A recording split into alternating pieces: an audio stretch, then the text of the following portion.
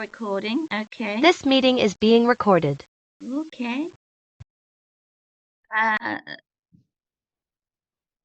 not sure. How do I give somebody the host? But you are recording the meeting now, so if you can, when we're done, if we can transfer. But you do want to make me host if you can.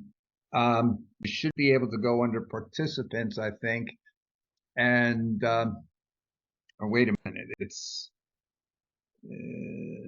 under more, no, because I'm the host, I don't get to see that, I think. Right, you should be host now, Bill. Okay, yes, okay, great, thank you. बुआ बंद करो अच्छा बुआ बंद करो बस ठीक है बस ठीक है Okay, so if we're not a big group, so and unfortunately here all the people who received the other invites, it takes me almost an hour just to send out the invites because it only lets me send out 5 at a time. So unfortunately they're going to be going to the other meeting and not realize that we've switched here. But we got the recording going. Let me actually change. I'm not sure who started the recording. It was Andrew. I got okay. Andrew's. Andrew, that's fine. I've also started recording here to my local computer, hopefully, so hopefully that's going to work. Let me just check and see. Okay, so it says it's recording. So at any rate here, I apologize for all this confusion. I don't know what happens. I'll have to sort this out afterwards. I suspect perhaps here Zoom updated on me or whatnot. So it changed my account and so it doesn't recognize me as the host of the meeting. So at any rate, let me see if I can block. No, I can't. I'm not going to be able to. Just 1 second here. I'm going to try to block this sun.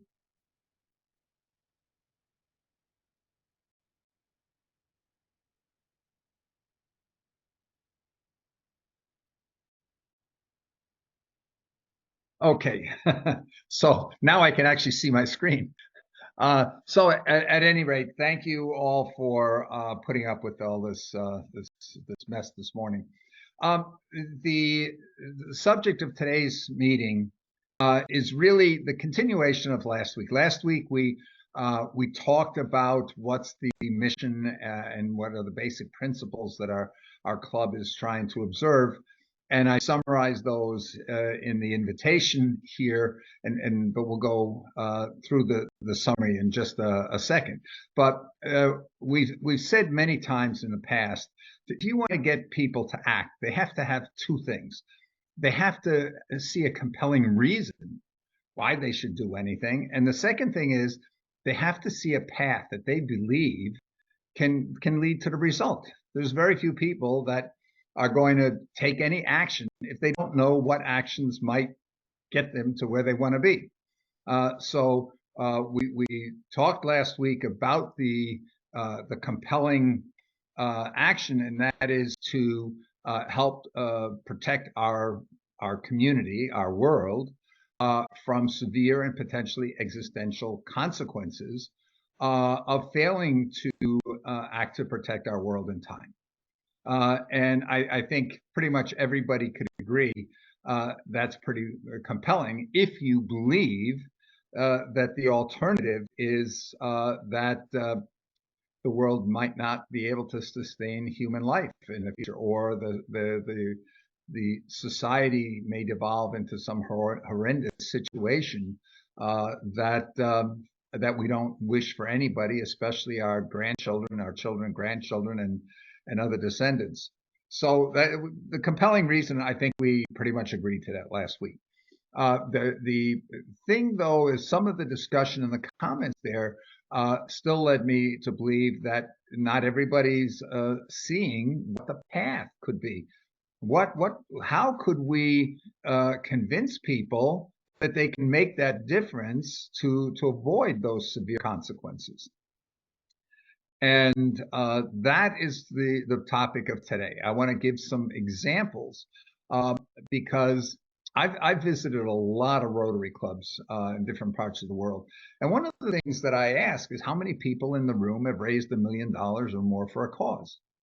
And generally, there's no hands that go up. And then I ask people, okay, how many of you have tried to raise $1 million? No hands usually. And how many of you believe you could go out right now and in the period of the next few months raise $1 million for a cause? No hands. So my basic, and then the key question I ask is how many of you have given serious thought as to how you might raise $1 million for a cause? And again, no hands. So my conclusion is, if you've never tried and you've never even given serious thought as to how you might, how do you know you can't? You know, and we bring up examples, especially when we're talking to young people, about young people that have done amazing things. We talk about a 10-year-old in Iowa that when Hurricane Katrina hit New Orleans, she went and was really bothered by the pictures on TV. And she said, we have to do something to help the victims of Katrina. And she got a bunch of 10-year-old friends together, and they decided to raise $1 million for the victims of Katrina. And the reaction of most adults was they laughed at 10-year-olds. You don't know anything. And they said, no, we're going to do it. We're going to do it by this date. Well, the date came and went. And they didn't raise $1 million. They raised $10 million. They were one of the biggest contributors to dealing with the victims of Katrina. So now she's on all the talk shows, the TV talk shows, Oprah Winfrey, all the other talk shows. And her comment was, what's all the fuss about? Any random kid could have done it. You just got to try. So this key point on trying, it is what I experienced in the Rotary clubs. The people never tried to raise $1 million. They never tried to think about how they might be. They never, because they just didn't believe that was in the realm of possible. Therefore, why waste any time thinking about it? And this is one of the biggest challenges. So we've got to be able to show people that there's a path, that trying to solve these problems is not only possible, but you really don't have a choice, because the choice could really be disastrous. And so let's go. What I would like to do for today is we'll just take a very short time to summarize. I'm hoping it's very short. I took just the few summary lines from the paper about the mission, and we'll take a look at that and take a look at what does that mean for our actions. And then we'll go into the discussion, and the discussion that we'll do will be focused on really, okay, how could we go about and do this? Because I had several people who were excited last week who said, well, you know, they've tried to make a difference in the world, and they're frustrated and disappointed because they were not able to be successful. So we have to be able to show some examples that people go and say, oh wow, that could work. So let me try that. So we got to get to that point. Anyway, so I'm going to share my screen.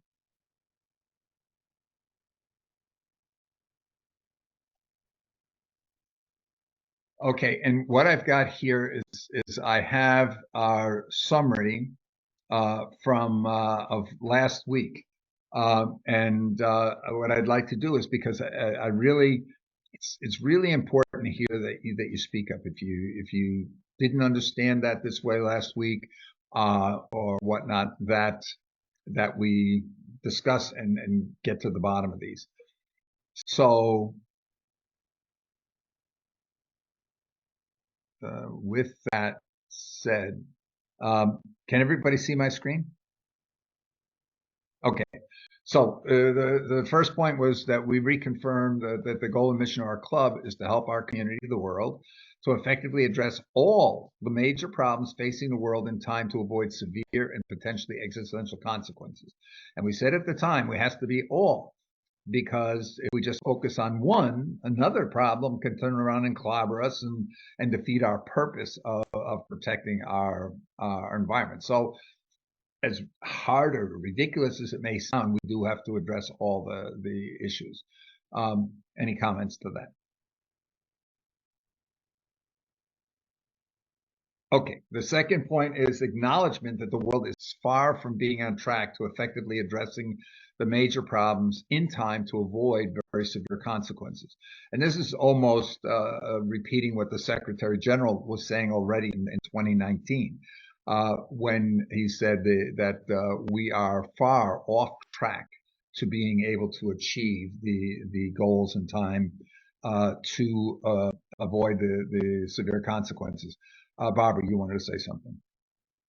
Yeah, I wanted to say it on the first item, and the second item falls into the same category, that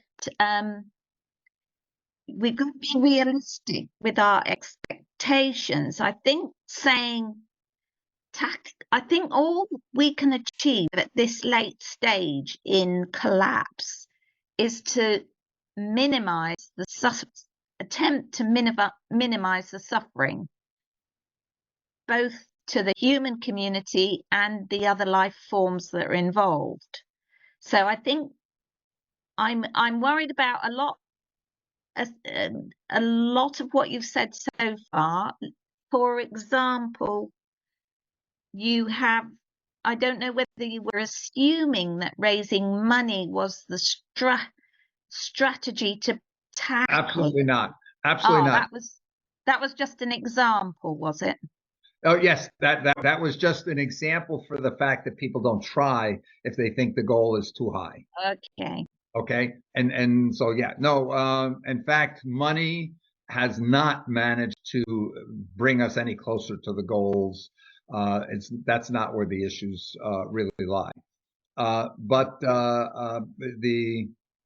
when we look here at the SDGs, and we could say here in terms of protecting the major problems, in 2015, the nations of the world came together and agreed on a set of global goals that were intended to address 169 major problems facing the world. And so we can almost say our goal is to help fully achieve all the SDGs in all parts of the world for all people in time to avoid these consequences.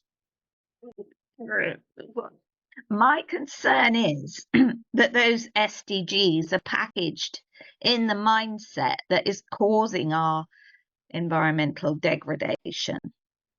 Well, let's get to, we can get to that point, but the fact of the matter is that they still point out the problems in terms of protecting the planet, life in water, life above water, but also providing health, ensuring health for everybody. They don't address the growth problem with our society. But they do address consumption. They do address here reasonable consumption, which we could say covers that point. But that's one. You're into the hows. You're into what specific. No, I'm into. I think this is not true. They don't address the fact that we're over consuming. There's nowhere in the SDGs that says we have to get back within the capacity of the planet. Nothing there. Right. But there's absolutely nothing in the SDGs that said we're over. I agree here. The SDGs are just a starting point, also from the perspective of artificial intelligence. So let's not take the SDGs as saying that's all encompassing. But when you start talking about consumption, that's into a how, because there are proposals out there that do not involve reducing consumption. They involve reducing the number of people on the planet, and that effectively reduces consumption. So let's not get into that, because we'll get into that as we start talking about how we might be able to mobilize people to take effective action. But the bottom line is that right now we are not on track to protecting the world from these potentially horrendous and potentially existential consequences of these problems out there. I think that's the important thing that we have to notice. We have to recognize that the millions of projects that have been done over the last several decades, in fact, tens of millions of projects, have not brought us any closer. And we have to make an exception here on one thing. With regards to a number of the SDGs, we have to take China out of the mix, because China has achieved significant progress with regards to some of the SDGs, not all, but some of the SDGs. And as a result, that enables some of the UN agencies and others to say, look at all the progress we made. But if you take China and about 5 other countries out of the mix, we see here that the bulk of the world is not going in the right direction. The conclusion that we talked about here, the reasons why we're not getting these desired results, fall into almost 2 categories. One is that almost all of basically there's no projects aimed at bringing about the needed results in terms of let's say, the World Bank statistics on any of the major measurements out there. Almost every project is reactive, focusing on consequences. In other words, let's help the victims. And we see that even from the last 2 COP conferences, that they were able to discuss, oh, we need a fund to be able to help the victims, but they were not able to agree on any funds to address the causes. And if you don't address the causes, we're really not addressing the problems. So the first problem is that we are not addressing the causes. We've been reactive, addressing the consequences usually. The second reason is that almost all the projects have been local or regional in scope. And at the UN, you just hear grassroots, grassroots, grassroots, except there was a gentleman who stood up and gave a very interesting speech. And he's very involved in Africa and development in Africa. And he pointed out that, and he's a historian, and he pointed out, though, if you look at history, there's almost no examples in history where grassroots initiatives that begin at the grassroots have ever brought about any significant social change in the world. Almost all social change in the world is top-down. It's been the result of some emperor or some general or whatever dictating things. Excuse me just 1 second. I have to let a dog out here that I'm babysitting for that needs to go out. Just 1 second. Please discuss while I'm gone. Yeah, I would have said it's a Eric? leadership that causes the shift in direction. I think that's what is missing. Well, I think there is a two-pronged approach. If you don't have the grassroots, a lot of leaders will not buy into something. They will say, well, this has never worked before, and so on. So unless there's a grassroots movement that proves that the process can work, leaders are not going to buy in. So, it's a chicken and the egg. So if we have some kind of grassroots movement, then is the chance of getting leaders to buy in is a lot higher, I think. I think you're right there, Patrick. Yep, very good point, because what we see here is that sometimes we get leaders that are out there and they're trying to do the right thing and they fail because they're not able to get the people to follow them because the problems are difficult or they haven't sold it in the appropriate way. So it does take both, and when we get into the how, I think you'll see that what we've been looking at is really you need both. You need leadership and you need the grassroots, and we'll get into that. So, but can I just say one thing? Yeah. Okay, so over the thousands of years that we've had civilization, the rise and collapse has been the natural consequence. And unfortunately, especially people who study history or go to, the Ivy League schools or so on, are trained to consider that to be the natural cycle of things. Now, we've got to a stage in history where our ability to use solar power, wind power, batteries, we now have the production of food. We now have the cutting edge technology that makes all those things possible, so that the collapse is not inevitable, like it has been forever. And we need to draw attention to the fact that we now have a path to do what we've never done before. And that's the elephant in the room. That is the difficulty. That is why it's so impossible to get people to see it. Mm-hmm. Yeah. And I think here, one of the things when we talk about hunger that we have to realize, the hunger in the world is not the result of the shortage of food. It's the shortage of people who can afford to pay for the food. We have countries that are paying farmers not to grow food. We have companies that pay people to destroy food so that they can maintain the higher prices. We have farming communities in countries around the world that fight to prevent food from being imported into their countries or fight for subsidies.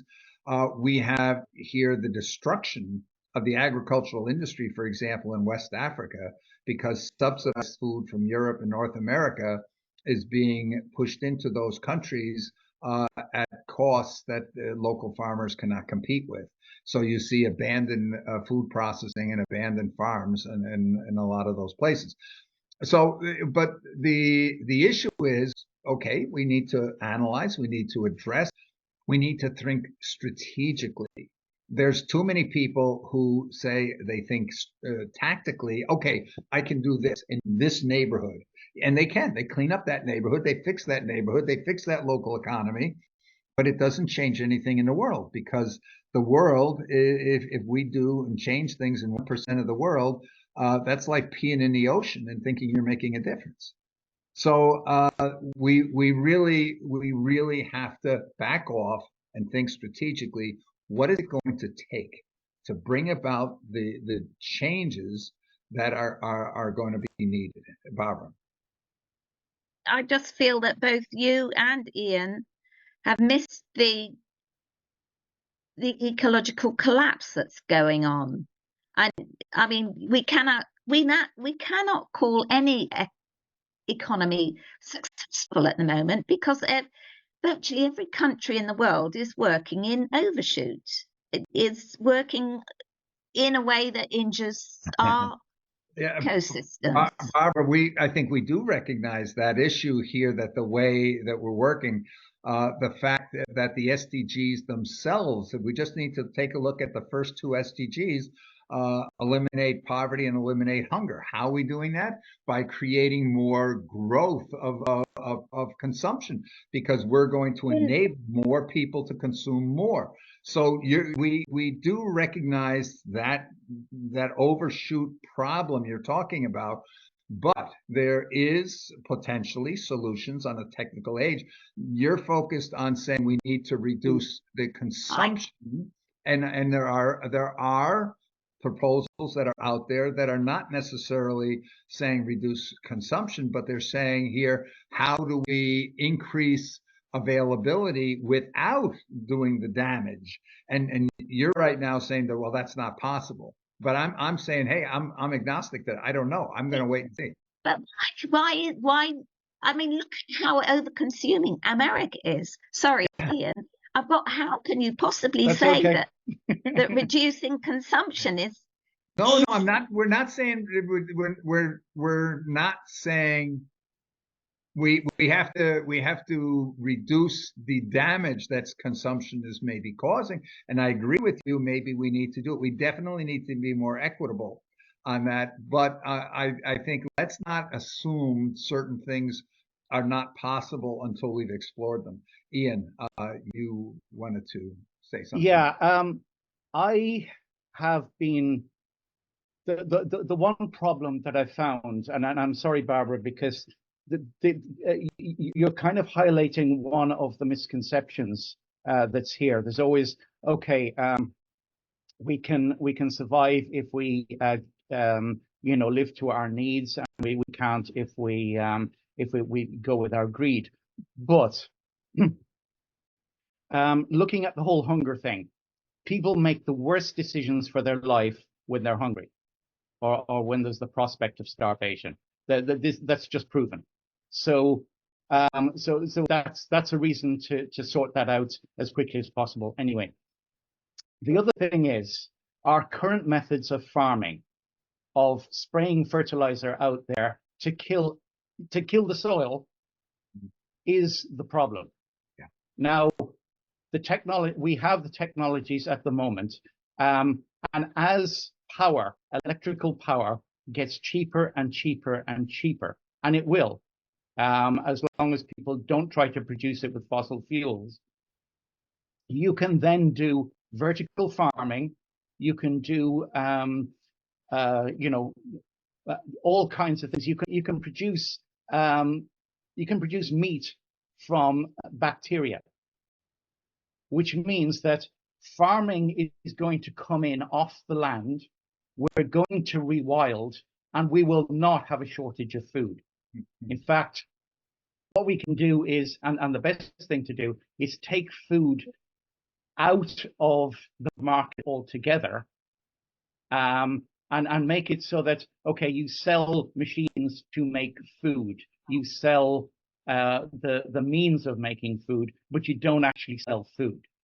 So that, if people are hungry in a particular area, you put a factory there that makes food, and that's financed, centrally or something like that, to make sure that that's available. People are prosperous, and when people are prosperous, they make good decisions. Yeah. Thank you, Ian, for that. We're getting prosperous. They make good decisions. I mean, look at the way the United No. States I'm America not behaves. talking about people. I'm not talking about serious inequality, where the people on top make bad decisions. I'm talking about an equitable situation where everybody's in the same boat. Then you see a society where people make good decisions. Yeah, I think please, I hate stopping this discussion because okay. I love it when we get more people engaged, but because I'm thinking of people who are going to see this, the recording, and we want to make sure they get the main points that we're trying to get through in this meeting. I do want to say, Barbara, we recognize here, I think right now it's in April. In April, we've exhausted a year's worth of the planet's resources, and that is got to be fixed. We know that. We know here that technology is one thing that's definitely going to help. Your formula, population, consumption, and technology equals the impact. We recognize that, and that's part of what we've got to deal with.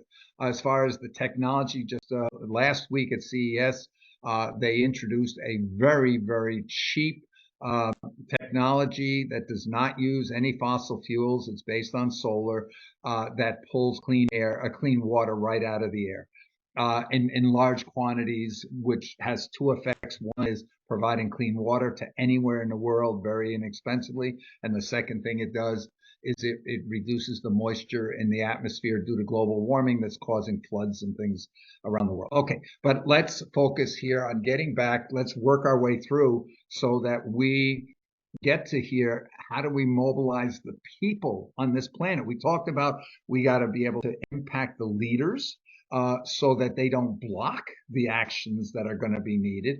And we've got to mobilize the masses, because 2% of the world, if 98% of the world don't care and are going to go about their consumption manners or the way they do things, we cannot succeed. So we need to get the world's masses and the world's leaders doing the right thing, and that's where we got to get to. So the reason, the point we were trying to make here is that two reasons why that the actions that have been being taken with these tens of millions of initiatives around the world over the last couple of years, of which Rotary is several million of those initiatives just within Rotary, is because A, we're only aiming to help the victims and not deal with the causes of the problems. And Barbara, what you're calling for is dealing with the causes. And the second thing is because we are not even trying in 97, 98%. All of those projects are hit or miss, here a community, there a community, and we get the impression there's so much going on. But in reality, it's not. And we're doing it very inefficiently, because just saying to everybody, go out and do something, does not mean that they have the skills and the resources to do it. So unless we make sure that we can support those local actions so that they can be successful, that's a major reason why we're not getting to the successes we need.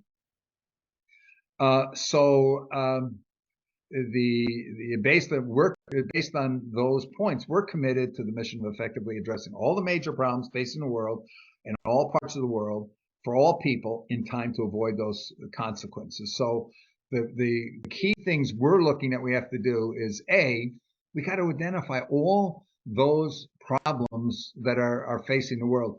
Barbara, the ecology situation, the climate change, we may not survive long enough to have to worry about that, because artificial intelligence may destroy humanity much earlier than those issues you're bringing out could be severe. So we have to go and look and see what they are, on the basis of saying, for everything, we hope for the best, but we got to prepare for the worst in each case of what might happen.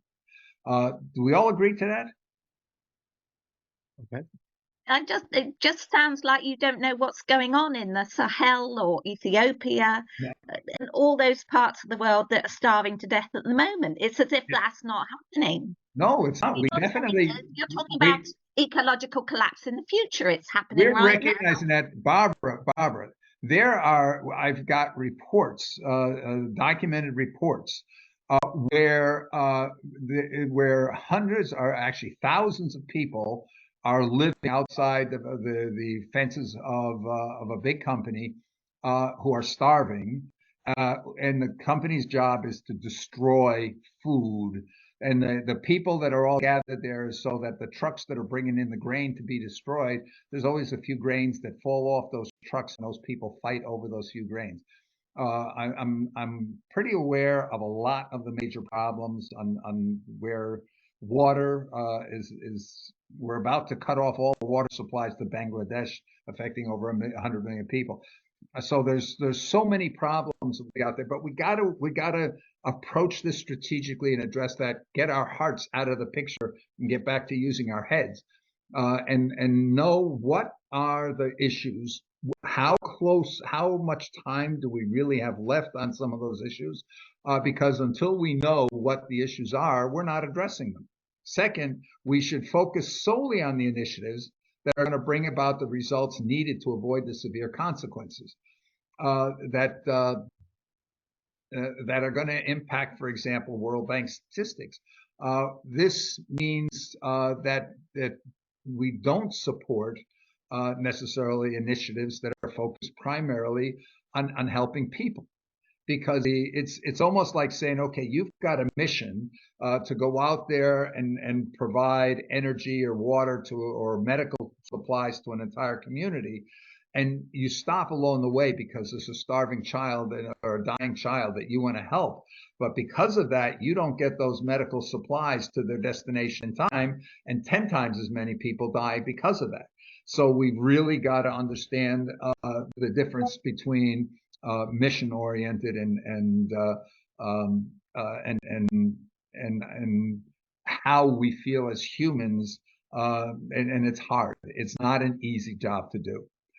We also have to recognize the principle of opportunity cost, because if whatever you invest, time, money in one initiative is not available to another initiative.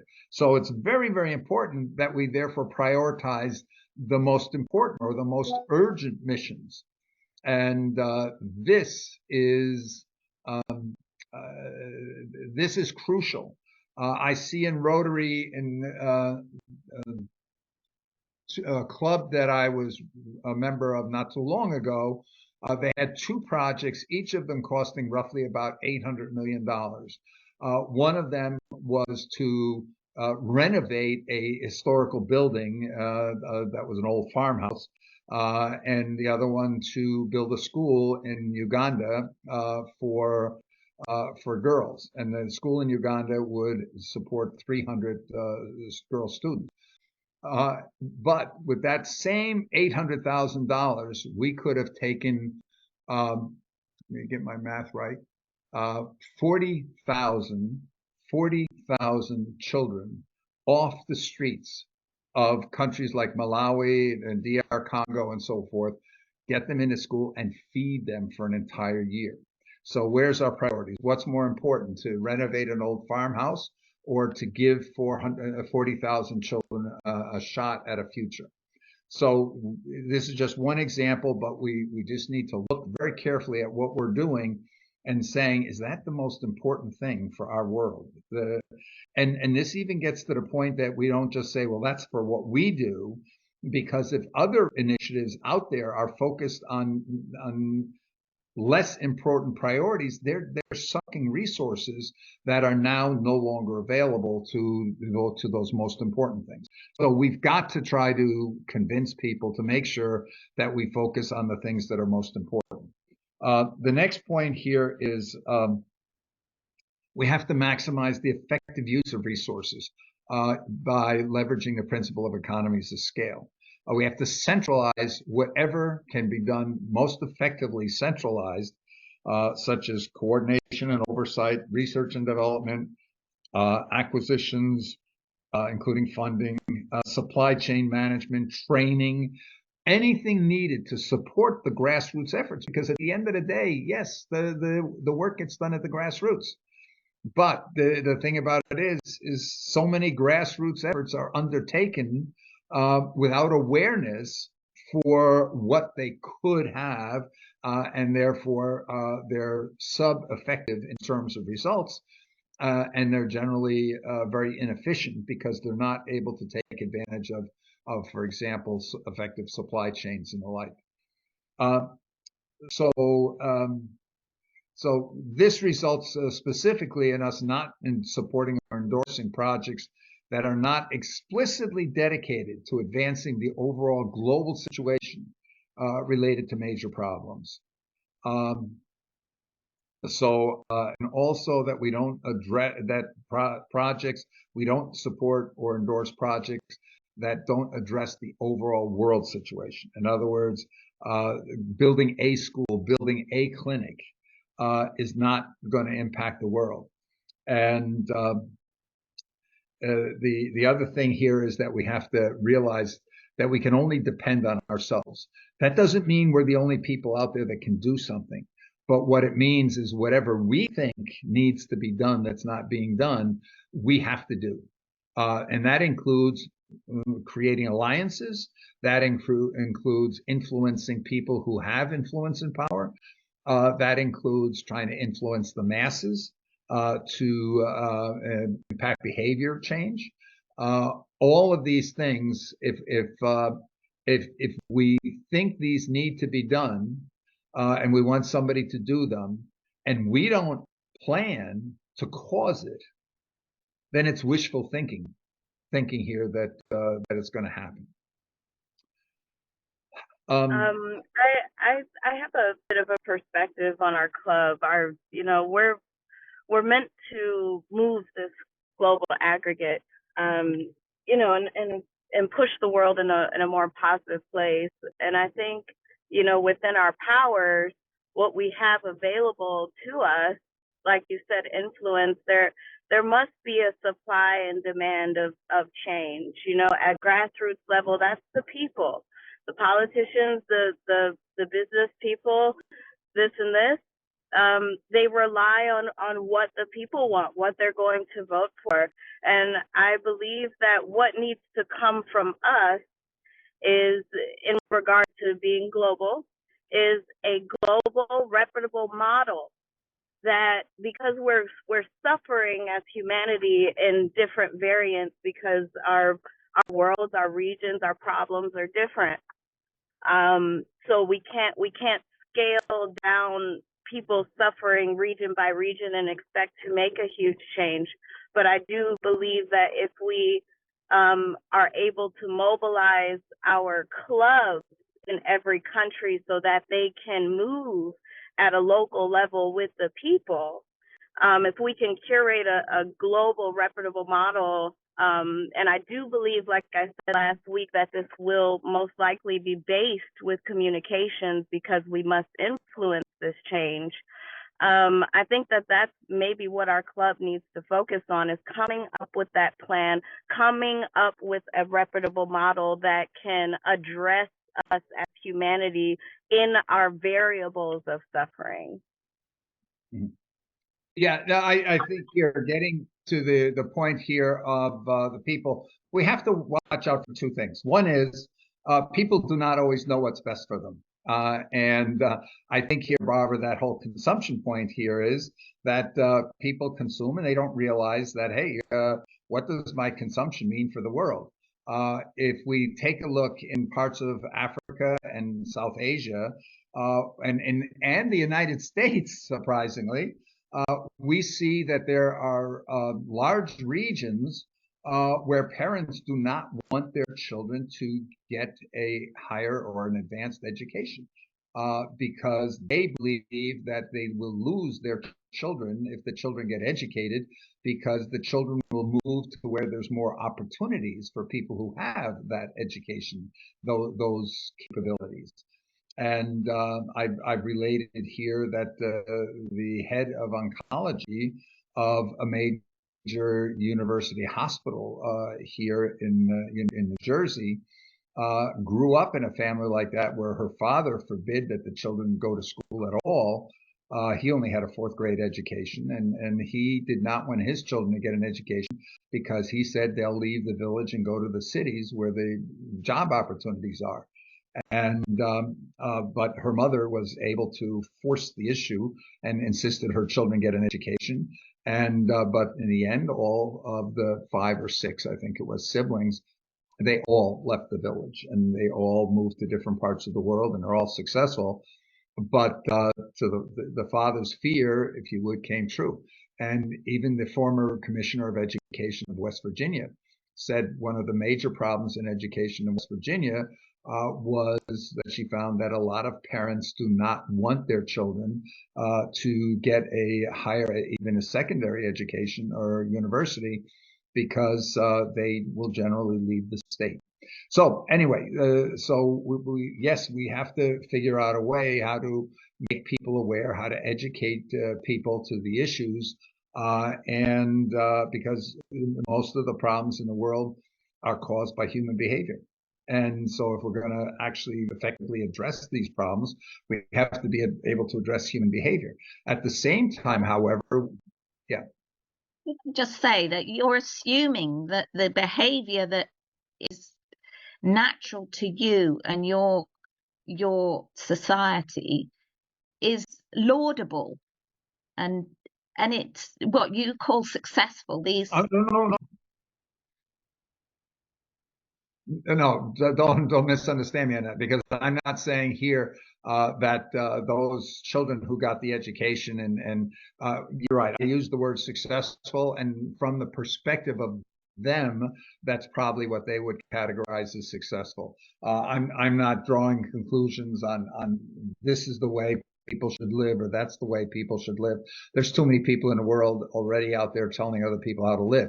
However, we can go and point out to people actions that they are taking that are causing, for example, destruction of their environment, or are causing their children to be at risk for diseases because they didn't take action to protect their children. We can point out the cause and effect, what the effects are of different actions that people take, and try to make sure that people take actions that are in their own best interest, but also we have a duty to society to intervene if people's actions are causing harm to others. And so, but that's something we're not saying now what those are. We're saying now we have to be able to influence those. And so let's stick with that. The last point I wanted to make here was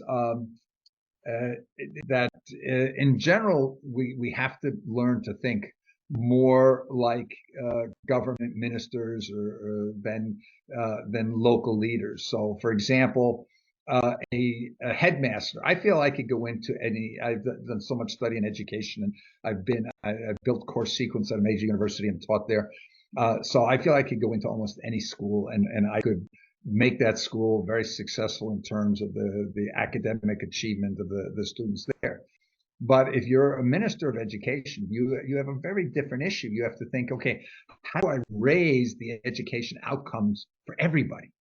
And that's what we need. We need to be able to focus and think more like the person who's saying, how do I accomplish this?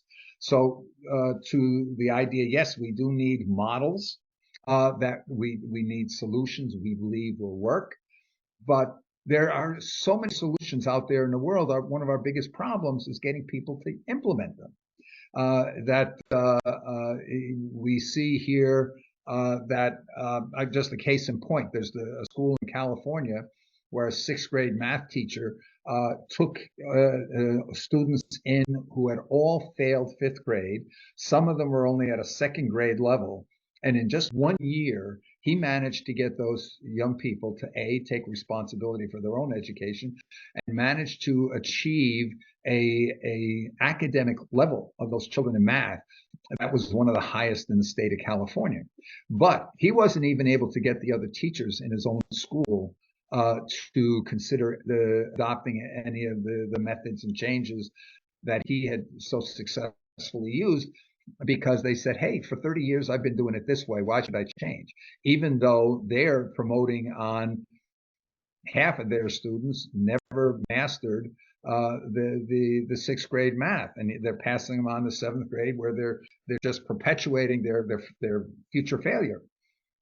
So at any rate, this is really important, and this is very hard for the people, and this is why we need to talk about the how. Because people, this just like here, going out to raise that $1 million. If you can't see how that could be possible, you don't try. And so we need to be able to go and be able to help people see how they could be successful. Patrick. Well, one thing I think is very relevant is, for example, that teacher, why he's not getting support or even adoption by other teachers. We have to remember a lot of people depend on crisis to make a living. And so they're not out there to solve problem per se. They're out there to make a living and get their retirement pension and live somewhere else. So whatever we do, we need to make sure we don't ruffle feather at the beginning so that they don't see us as a threat to what they do. Thank you. Absolutely. Very, very good point. One of the things that has been raised as we have been looking at a lot of countries in Africa, a lot of the leaders in Africa have not necessarily prioritized helping the most disadvantaged in their countries, but have prioritized helping the elite in their country maintain their advantages. But so the question comes, okay, how do we get leaders who are there primarily for selfish or ego reasons to do the right things to benefit their overall populations? And so we've got to look at each party that we want to deal with and say, how do we find a way that they have advantage out of that? For example, in many of those African countries, once they've taken whatever wealth and whatnot they can out of the country, they're looking, the one thing here that many of them are still longing for is they would love to go down in the history books the way Nelson Mandela is. They would like to be revered by their people. So that this is the opportunity. If we can show them a path where they become a hero of their country and go down in the history books as the hero of their country. We can even get people who normally don't think that way to act the way that's needed. So this is, and I've done this with governors in a number of states. I've worked with some prime ministers in some countries where we were able to show how they could do something that would give them credit for doing something good in their country. And this is something that they reacted very positively to. Okay, so that was it. And the last thing here is important that we look at what's been successful and what's not. And there was a comment made here by one of the participants last week that let's start small. Let's start with small projects, and then you can grow from there. Unfortunately, there are very, very few examples in history where projects that have started locally have grown, and especially social related projects. Things that have where people see something that's a benefit to them and grab it and copy it, like the discovery of fire or the wheel or things like that, electricity. Those get copied very quickly, maybe even how to make pasta. But the things that where people are making changes that change the social order or privilege structure or whatever like that have generally not been able to be transferred from one locale into other locales successfully. So bottom line for us, that's one example. I don't want to take and say that's what we have to watch out for. I'm using this as an example that we look and really analyze the actions that we're contemplating and make sure that we're not doing something for the sake of good, just because it's good or because, or that we believe just by saying people should do good, that's going to make it happen. We see the golden rule's been preached for thousands of years, but there's an awful lot of people that don't live by it. So anyway, that's the past. So, and I used way more time on this than I had anticipated. But now we need to get into talking about, okay, how? What are some ways we can do this? And I just want to give a couple of examples because I don't have all the ways. And this is where we've got to bring people together to say, what are some of the ways that we can do this?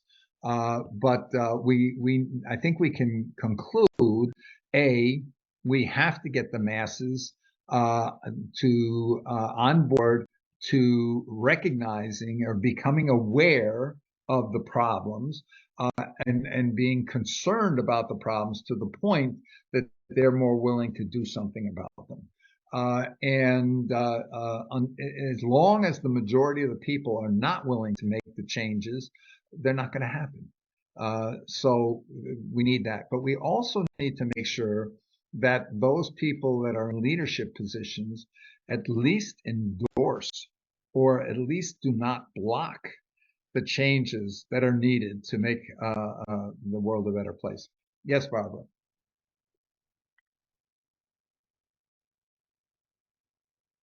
You're muted, Barbara. Thank you, Bill. Everything I'm hearing sounds like you have sort of set your path. I get the impression, Bill, that you have some clear ideas in your mind and that we haven't as a group discussed actually what we've done wrong in the past and what behavior changes are needed. But you have hinted that you know of this technical solution that you've got up your sleeve, and I'm very No, I don't have a technical solution up my sleeve. I have an emotional solution. I mean, what I would suggest is that we need an emotional evolution whereby we accept that our world is no longer safe for newborn. It's no longer safe for adults, let alone newborn. So what I would suggest, if we can have an agreement that encouraging a global birth strike would allow us some breathing space from the responsibilities of parenthood, whilst we actually examine where we've gone wrong and what needs to change. And by implementing or just encouraging a voluntary birth strike and facilitating it, because a lot of people don't have access to contraception, don't have the money for that sort of thing. If that becomes a global idea to give us a breathing space while we think about how we change direction, I think the emotional wrench of moving away from parenthood would make us look very differently at our consumption patterns. Yeah, Barbara, if I could, I think you're bringing up a specific solution suggestion or a specific initiative suggestion that could have a very positive effect. We saw the impact of the one-child policy, although right now people are saying, oh, look what it's doing to our social contract, look what it's doing to the workforce. But artificial intelligence is going to solve that problem anyway, because there's not going to be jobs. So they'll be very happy not to have so many young people to have to find something for them to do. But that's an example. I think right now we're talking about building a framework for addressing problems and dealing with that. As I mentioned here, right now, I think there's an awful lot of people, tens of thousands of scientists that are saying that climate change and the ecological destruction is not our #1 priority, because we're not going to live long enough to see it happen, because we're probably going to all be dead in 5 years if we don't do something about artificial intelligence. So if you don't believe that, then yes, you've got your priority. But for those people who feel that that technology, I agree. We're all going to be dead in 5 years, but not from AI, from the ecological collapse. Okay, so so we have to address them both. So the bottom line is, though, let's come up with the framework, because even what you're talking about, if the masses do not agree and follow, the appeal for a birth strike is not going to bring about anything. And we have countries where the value of a man is based on how many children he has. And so, you know, also, there's a lot of change. I would say we have two cultural problems. We have the status being the number of children you sire, and then in the developed country, a man's status is determined by how big his house is, how much his income is, and all these things, which are actually irrelevant. But the thing about it survival. is before we can even get to people considering changing either of those, is we have to get people to realize the damage that these types of things are causing, and be able to recognize or be concerned enough to want to change any of that. So that's got to be the top priority. So if I could, let's go back to talking about some of the ways that we have to do. If we recognize, I'm going to give one example. We came up with a plan here to get schools around the world to participate in a global readathon here. And before COVID, a number of young people said, let's do this as a pilot.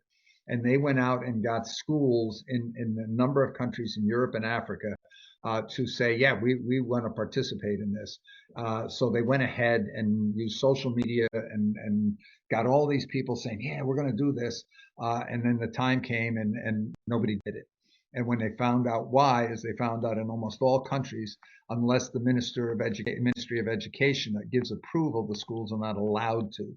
So that's why we have to deal with getting at least a degree of support from the various official channels, not always, but where it's needed, to go hand in hand with the desire to change things at the local level. The local level doesn't always have the authority to bring about the changes or the means, and needs to have some kind of a support structure.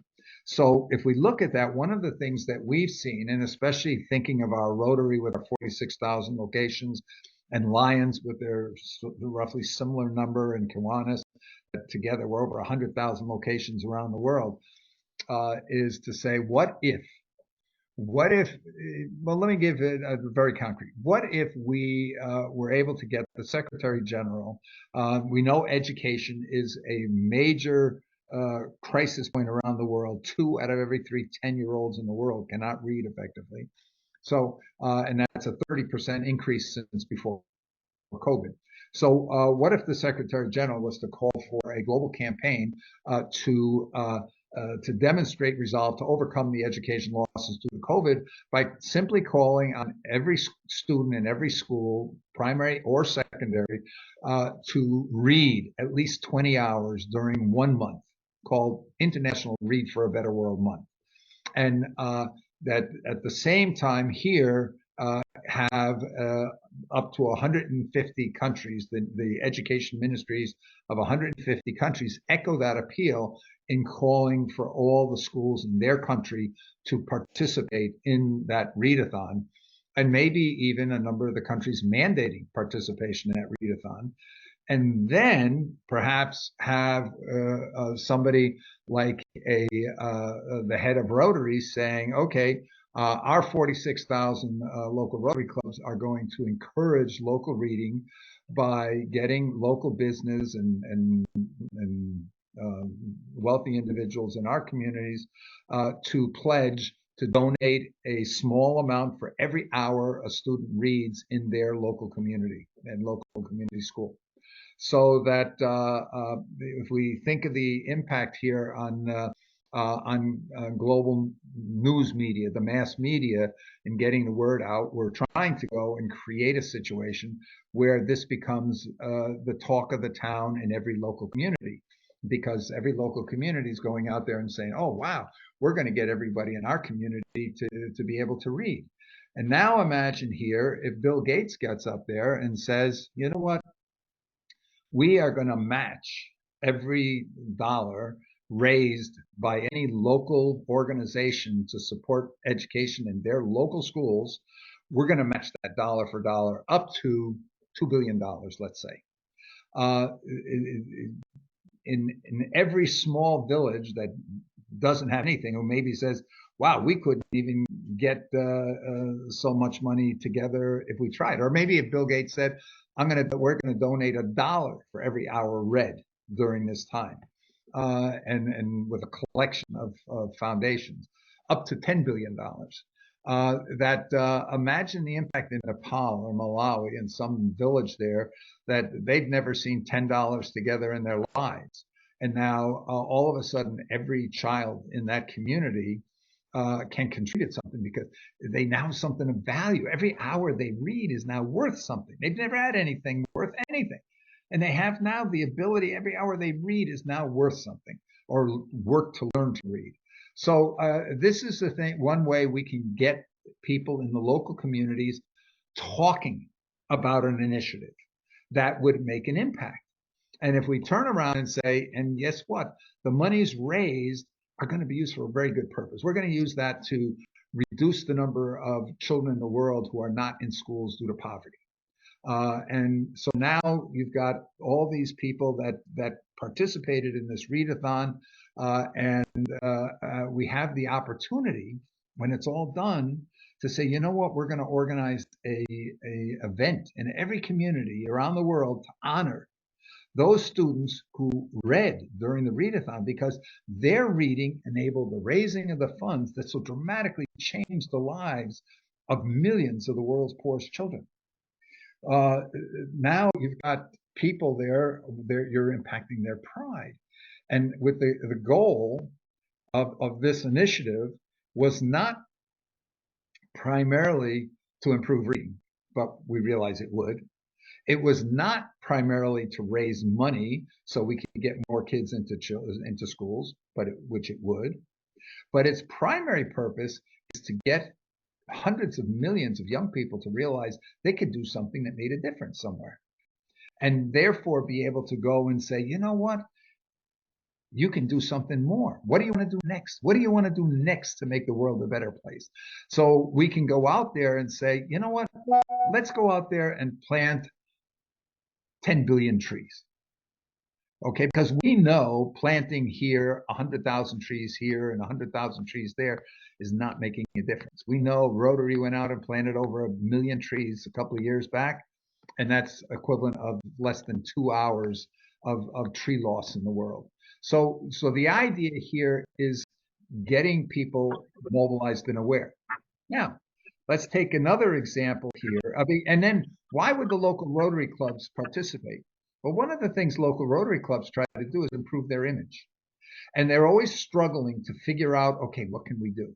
Oh, let's do something, we'll clean up the park. Let's do something that are very minor. I've been in so many meetings where they're struggling. What can we do? What can we do? Let's put together some sandwiches for some of the homeless in the community.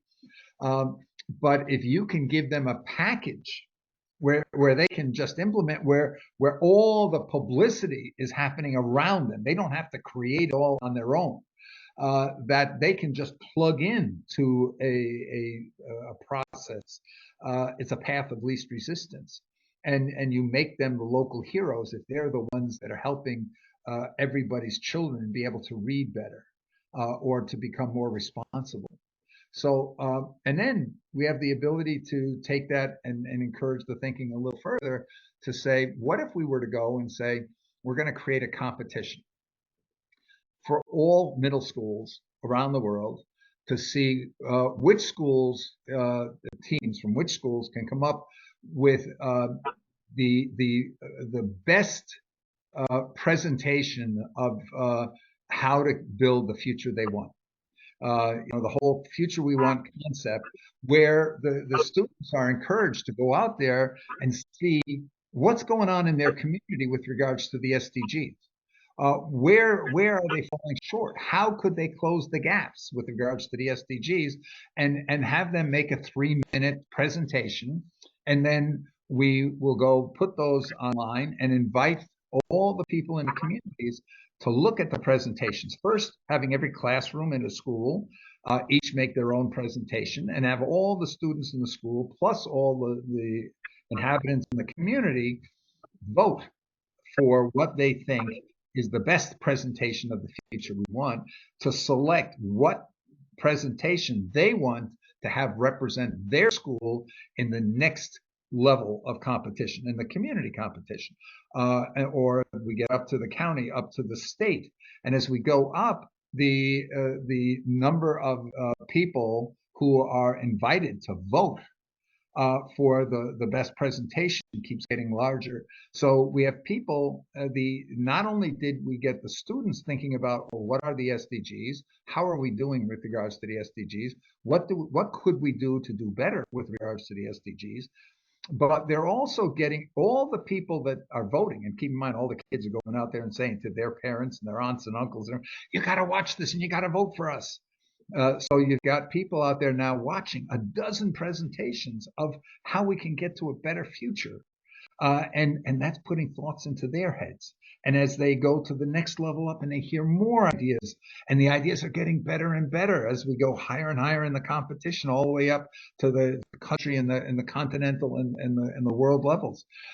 So this is the kind of things here where we're getting people to think.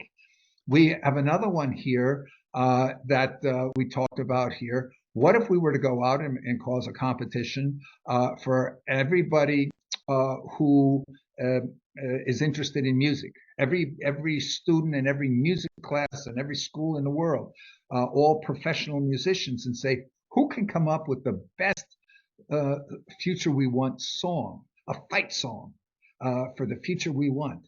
And encourage here, have those teachers encourage these students who don't see themselves as being able to do anything in music anyway. And all of a sudden here, why don't you guys come up with a song? And then do the same kind of competition, the best song in the school to represent the school in the next level competition. And again, inviting all the public to listen in and vote. And maybe being able to get the Grammys competition, or the Eurovision song competition to say, you know what, we're going to take the winning song in the world on the future we want, and we are going to highlight that on our award ceremony.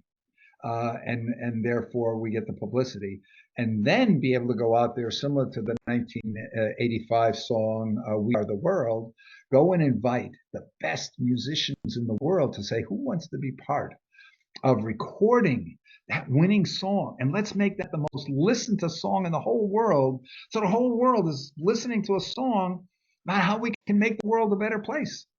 So these are examples here that I think you might be able to see that these could result in getting a lot of people, because the ask is very small.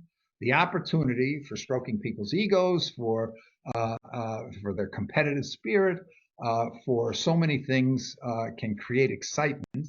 The idea that at various levels, because you might get an industrialist in a country, what is it, the Goda family in Nigeria, the cement family there, saying, you know what, we're going to have a Nigerian prize. So whoever's the best in Nigeria, we're going to have an extra award for them. They're all going to win scholarships to this or that or whatever. Or the school, we're going to donate to the school all the instruments for music for that school. There's all kinds of things that can be plugged into these kinds of ideas. What I'm trying to get across is the idea that we can do things that will get the mass media talking about it, that can dovetail with what we get local clubs and organizations that are in the communities around the world talking about at the local level, that we try to influence the talk of the town and communities around the world about multiple things that get people thinking and becoming more aware of issues. And Barbara, this could be the issue of consumption, and saying, look at what your consumption is doing. Look at what this is doing. And so this is just an example. I just wanted to toss those out.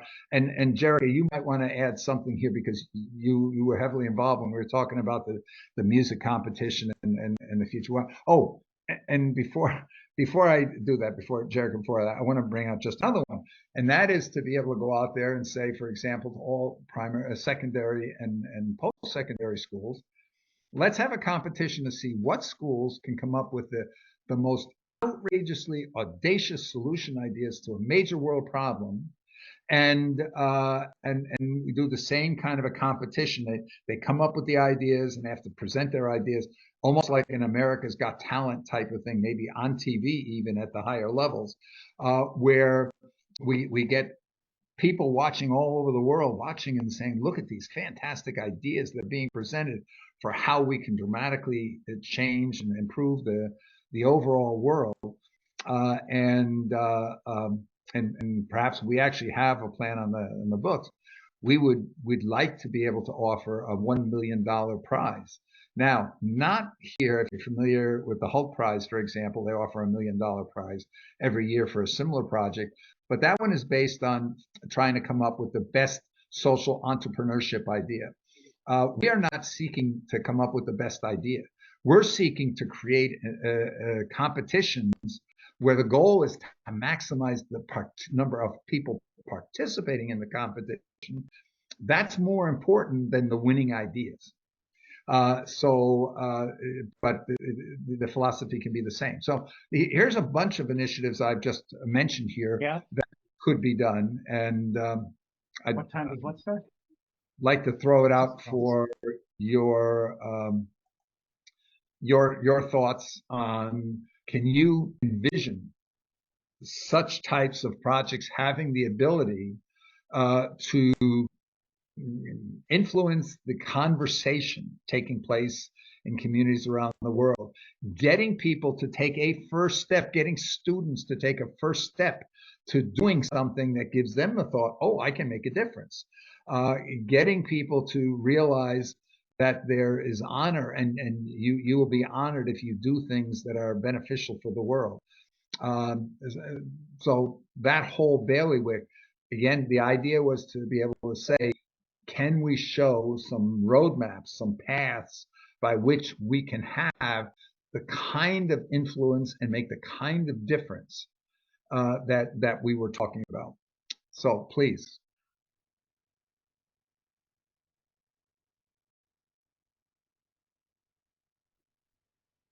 All the razzmatazz that you described worries me, Bill,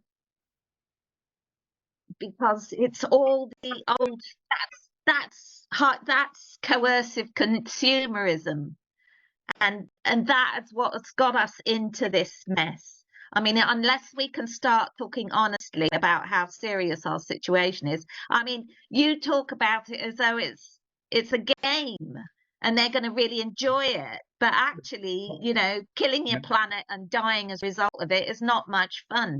Barbara, Barbara, the it's problem going to is be challenging. I think in regard to what Barbara is saying, I think it's not so much if we in this meeting believe that it can happen. It's much more of, you know, how can this happen? I think steering our global club with their local reach, giving them more of a global mission is definitely that. But how? You know, much like Barbara mentioned, a birth strike. But what happens in countries when you don't have necessarily that choice to strike against birth, where, you know, you may be under duress, terrible things are happening, you're pregnant, you know, but what if we were the ones that could bring those two communities and those two variables together? The woman who has a choice is standing up for that woman that doesn't have a choice by making the choice to not have that child. That is what we need to focus on. We need to figure out what is the sentence that we give. We have to be the ones with this plan. So in regard to mobilizing people, if we can mobilize all of our local clubs under one mind frame, maybe under a plan that can be adapted to your region and your region struggles. But I think that we need to be the ones that give these problems a centralized voice. And we, if we haven't experienced it yet at large, perhaps we need to be the ones to survey this globe through our clubs, and we figure out how far, what percentage we need to climb to get at zero emissions in a certain region. I think, yeah, the world is so varied that would be, you know, hard to do at mass, but if we could mobilize our clubs to do that in a more regional sense, therefore we can deliver to those people in that region what their goal actually is, and you can find the solutions within our club, and we run this more as a global machine. If that makes any kind of sense, we need in this club to drill down what we're all about. We need to drill down how exactly we are going to use what we've got, which is our club, and mobilize these people on a local to go global mindset. That's what we really need to drill down here. I've taken the reins to direct our communications, at least for this next year. And it is important to me that we do these things that I have just mentioned, because our particular committee is working on bodies of emails for communications for all of us to use in our network. We're working on our overview for our PowerPoint. We will be working on readjusting our website so that it's more accessible for information and drill down in information for both members and the public. And we will be doing something that will be heavily televised in September, more of a forum where we are bringing our higher ups in Rotary, who are the leaders of business and politics, bringing to the table and doing a bit of challenge, perhaps in a debate format like we put out in the high schools. But what we need to do here, guys, is we really need to figure out how our machine works. We all believe that it needs to happen, Bill. We all believe that it will. but we really need to figure out the how. Yeah, and I think one of the things, Barbara, is you repeat the use of we. And one of the things is I sort of became known at a lot of sessions at the UN because I would always ask people who use we to tell me who the we is. Because this hypothetical we, I've never met them. And when we go out there and we say, we need to do this and we need to do that. Right now, if you go out there in the United States and say, we need to stop burning fossil fuels, you're going to find that half the population is saying, screw you, I'm going to burn more fossil fuels because you're a liar. There is no climate problem. There is no ecological problem in the world. You're making that up. You're a terrorist. And so as long as we cannot afford to use this we unless we are going to shape, and this we is this little group of us, if we are going to shape the opinions and the thinking of the others. My grandchildren live in Germany, in Central Europe. It's got the Green Party is one of the most powerful Greens parties in the world. And yet, what are they doing? They're postponing a lot of the green goals because they're saying here, oh, no, that's the people won't accept it. And so we have to figure out, as long as there is no we, if you were to be able to, and we have Fridays for Future, for example, movement. I've asked my granddaughter, I said, okay, what do the kids in your school think? And she said the majority of kids think they're a bunch of crazies. So this is the young generation here who are saying, people who are out there trying to protect the planet and protect nature, those are the evil people. So the thing is, you just go out there and say, you have to do this because it's right. It's like the people go out there and say, right to life, that we should kill all doctors who perform abortions, or that the other groups that go out there and that are trying to dictate their will because they say, I am right. Unless you can prove to people why you're right and get them to agree with you, we have no chance. I mean, we can prove to people to love one another and to love themselves. This is an emotional, this is a behavioral change. This is about, if we're working with the SDGs or whatever, making the UN relevant to encourage multilateralism and this, that.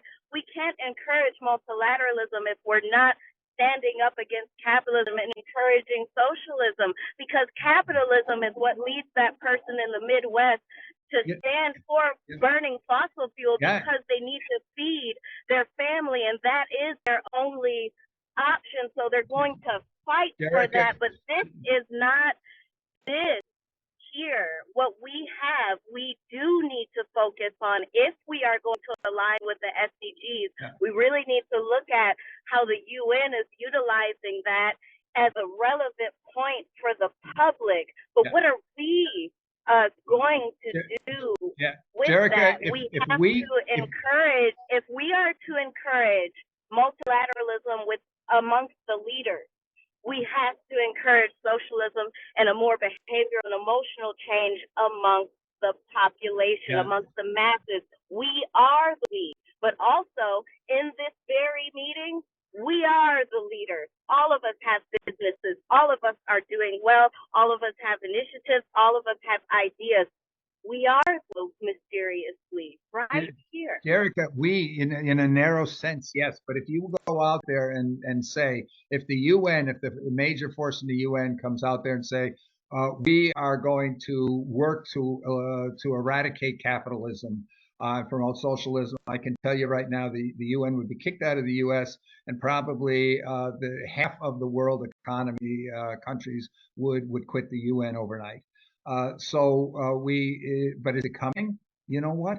It's got to come. You know why? Because artificial intelligence is not going to enable. Well, it could enable. Well, why don't we disrupt this world, and why don't we start talking about it first? Because then we become the terrorists, just like the eco-terrorists.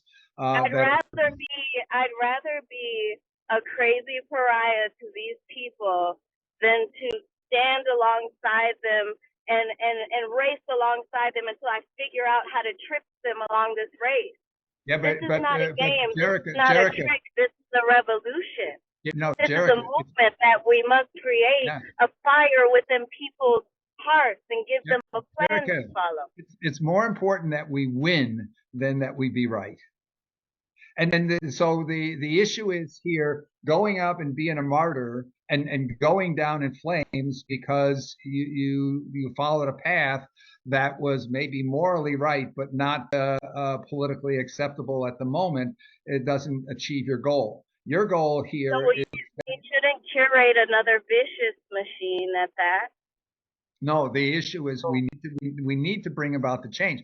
I can tell you right now, I've heard people, wealthy people, talking about maybe the best solution is if we just kill 93, 94% of the world population. That would Well, fix what the are we problem. doing right now with war? I mean, come on, who funds the wars? Let's be real and step into a reality here with the rich people at a table talking about genocide. It's happening right now. But the point is that are we just going to play the game? Yes, we have to play the game because we can bring about the change. We don't want those things that are happening now. And they're going to change, but they could change very poorly, very badly for us all if we don't prepare and take the right steps and condition people to the right action. Patrick, yes, you want to say? Jerica, I think Bill actually got it right because he's not taking position. It's very dangerous to take a position whether capitalism, whatever. Jerica, you're solving problems, in a very localized, one-sided way, perhaps. Whereas Bill is suggesting a path. Remember, he's trying to build a path, not the solution. Trying to build a solution is not difficult, but the thing is, though, once you have those kind of solutions, you're taking positions that will ruffle feathers and you never get anything done. Bill has got the right position, the right strategy into thinking that we need to mobilize the rich, to align the rich to what is needed for the world to happen. So I think that is what the whole group is missing, is Bill is trying to build a path, not to define the solution here. Barbara, if you don't mind, I totally understand that, Patrick, that we, and along with Bill's plans, they are to build a path. It's not just like we would stand up against capitalism. That would not be our voice. That wouldn't be a necessarily a smart voice to have. But when examples are given, I will challenge examples sometimes because we have to observe where we'd like to swing. Not exactly what we're going to define and call it. This is an internal conversation within our meeting, but we have to be real about what is causing this damage, and we have to be real about our position. We don't have to ruffle feathers, but it will be the damage. Jessica, can you just say what you need and then you let other people talk? The cause of the issue is not this or that. The cause of the issue is one thing. People don't understand. There's no awareness. So what Bill is trying to do is to bring awareness to the masses. Of course. But we need to figure out how we do that in this club is what I'm getting at. In a global sense, how do we utilize what we have as our resource as Rotary International and as a club? Exactly. What I'm getting at right now. What I'm getting at is the how. Jessica, that's what Bill is trying to get at. If you would just listen. Yeah, no, Patrick, Jerica understands this. I think, Jerica, the main point is I'm a member of the Commons Cluster of the NGO Major Group at the UN. And the Commons Cluster is talking about how do we get back to an era where the major resources were owned in commons. So we go back to when people moved off the hunter-gatherer societies into permanent locations. Initially, the land was held in common and the people worked it jointly. And then over years, that moved to private ownership and so forth, and into the capitalism and this. There are things coming that are going to impact this future, and we've got to find a way to navigate that so it takes place peacefully. But again, it's almost like if you think, oh, Bernie Sanders had great ideas here in the U.S. The problem is right now he couldn't get elected. He has a He can get 30-40% of the population to be all fired up and be behind him, but he can't get anything done because he hasn't been able to convince the majority of the people of that path. We've got to convince the people of the path. We got to get people to see the future they want. If you start saying, "Oh, we want this future," and then we have to get the wealthy. Because as was it Mark Cuban has said here, that the people are going to come after the wealthy with pitchforks if they don't. But the problem is the wealthy realize that the people are going to come after them with the pitchforks. So they say, let's take a preemptive strike and get rid of the people, and so we can protect ourselves. And that's not a good solution. That's not where we want to get to. And it's going to be, we have to start off. It's almost like any sales pitch. You start off talking to people about their perspectives and their issues, and then you slowly try to work them to get them to see a beneficial path, a path that's not so bad. We know that private ownership is going to be a huge problem when artificial intelligence, when we reach that post-labor economy, where labor no longer has value. And for 10,000 years, the owners of land and factories and machines have shared the fruits of labor with the people doing the labor. But the reality is, when those people that are no longer being asked to do the labor, now the machines that are doing all the labor are also owned by that same owner class. There's a problem. How do we do that? The universal basic income, if you do the math, it won't work. So the thing here, and I use it. Sure. Thank you.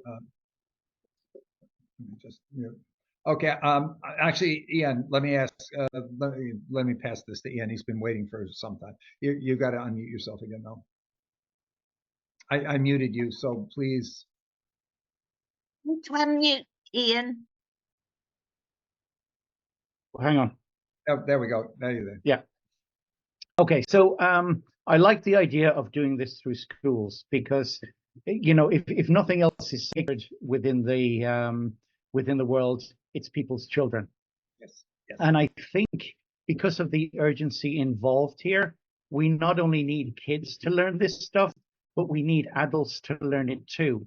So what we need in the schools is, do projects. Reading is basic, but if schools could look at, okay, well, how can, especially in places where there's no electricity, how can we make our schools sustainable? How can we put solar panels, whatever it is, and get the school to be a center of producing electricity, producing food, whatever it is. So everybody who's in that school understands how that works, and their parents start understanding how that works. And then, because if there's any place in the community that will have internet, it'll be the school. And this will be the place that this will be the part of the school that, the part of the community, people won't steal that. People won't rip the stuff off the roof, because that it's more of a sacred space than anything else would be. And we need to establish sacred spaces from which we can develop knowledge, and not just the knowledge that's developed by the community there, but in communication with other schools throughout the world as to how they did similar things and come up with better and better solutions. So I think this makes it an engine for development that we haven't had before, and we can do it in very simple ways. I think that's kind of what you're driving with at, but we need to understand that education is not what goes on in a school with kids. It's a community. Mm-hmm. It's attitudes. You look at so many, popular things on TV, and they're all about, oh, I don't like school, and how do I get out of doing this, and all the rest of it. We need to turn schools back into a sacred space that everybody, revolves their lives around. This is the only way, because there will be no factories anymore. Mm-hmm. As you said, labor's gone. And one of the ones I'm looking at, decent work and economic growth. There is nothing more decent a job than protecting and educating the children in your community. And I think that's where we need to push things back and there we'll get a community, and then we'll get the ideas of UBI or whatever. We'll just emerge from that. And people won't think of it as socialism or anything. They'll just think of it as a community thing. And that's what we want to achieve. Yes, very much. And you know, I need to point out that the first round of these ideas, using schools, doing things in schools, actually came from a group of 9 and 10-year-olds that we challenged to dare to be great, come up with some great ideas of how they could impact the world. And they came up with the idea of the readathon, and a group of 16-year-old kids then said, hey, let's take this and make it worldwide, because if 200 kids were able to so dramatically change the lives, or 70 kids were able to so dramatically change the lives of 200 of the world's poorest children by raising enough money in 2 weeks to be able to feed them in schools. If they would take kids off the street, get them into school, feed them for a year. Those kids felt like such heroes for doing that. And we're just looking to say, what can we do next? What can we do more? But it really then grew into the idea, how do you communicate with people in the world today? All of our vehicles of communication have become so fragmented, it's almost impossible to reach a lot of the adults, especially in a lot of rural communities, poor communities where maybe reading, there's very few people who can read. There's no TV, no radio, and so forth to speak of. But the one place we know where a large percentage of people are at any given day is in school.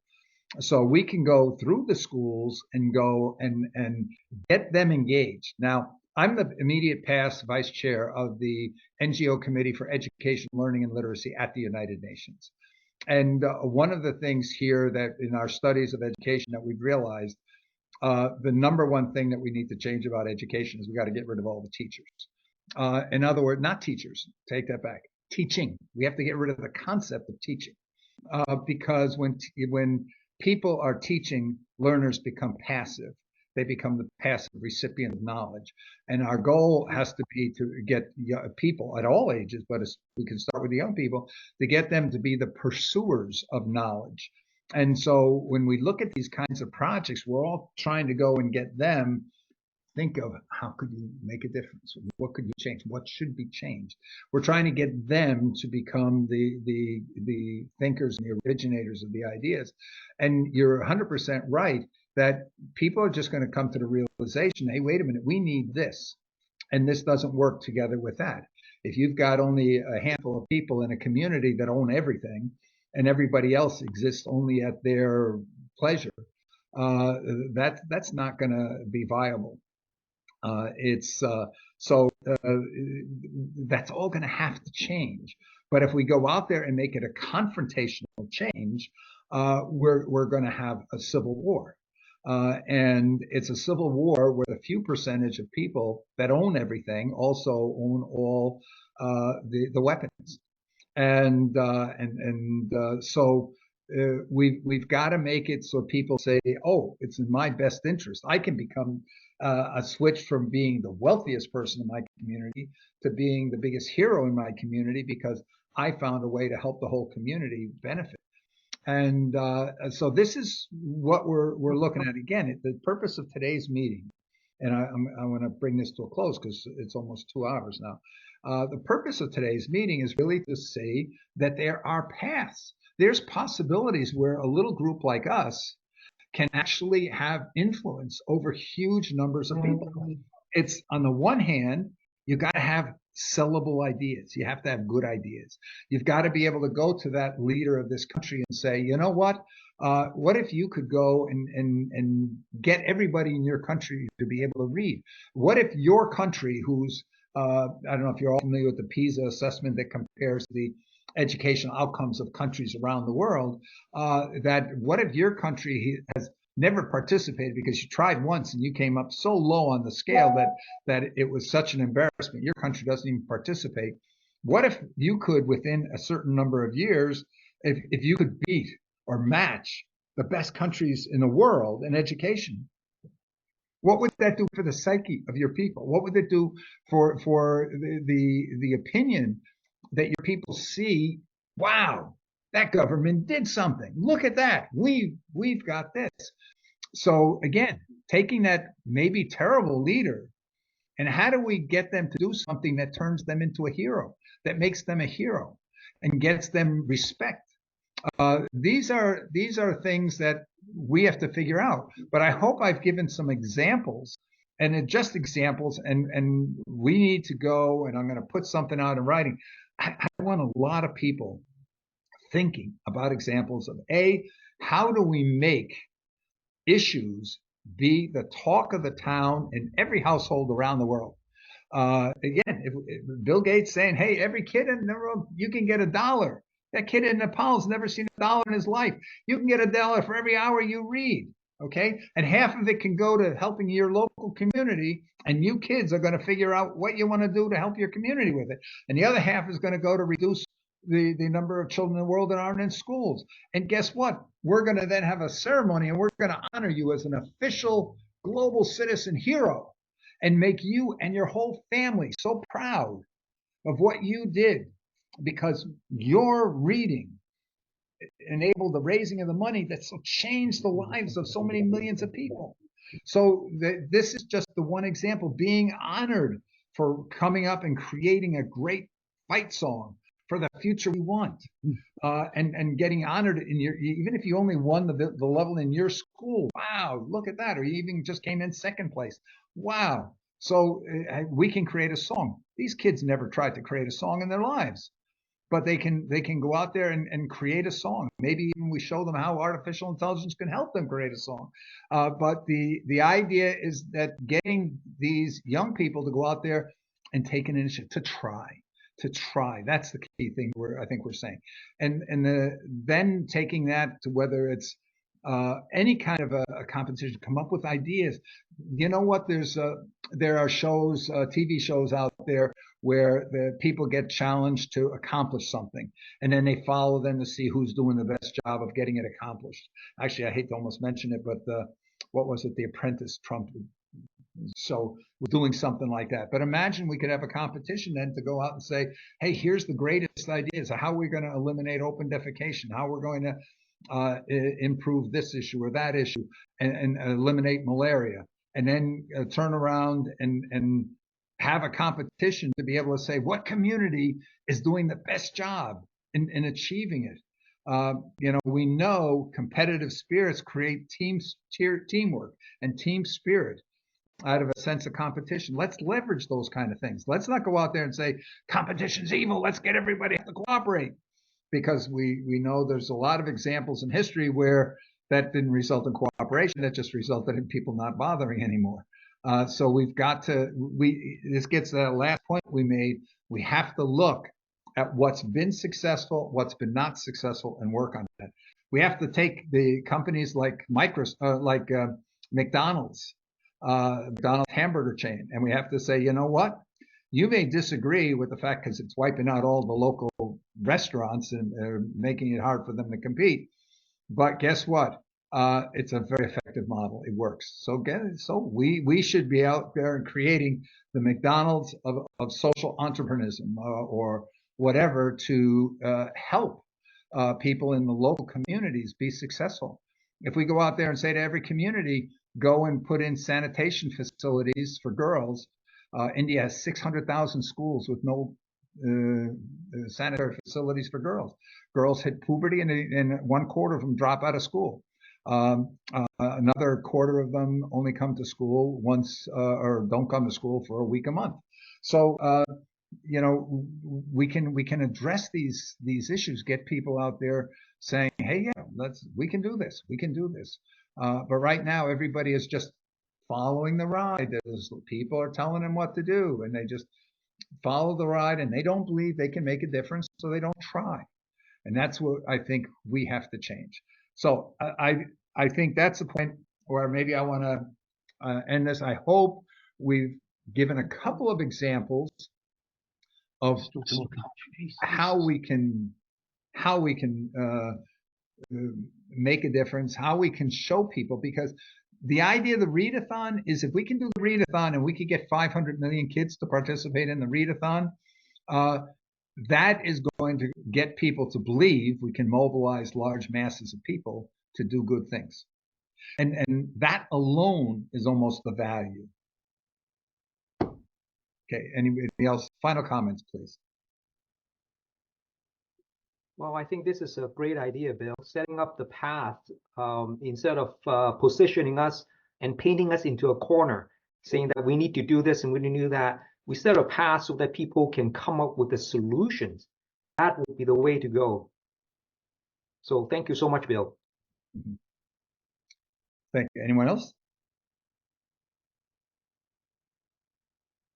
Okay, I'm going to stop sharing my screen here.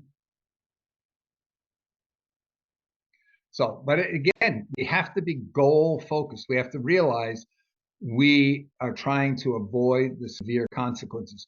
We do not want to see a civil war. We also don't want to see a world where 3% of the people have all the say and everybody else just exists at their pleasure. And anytime anybody does anything they don't like, get rid of them.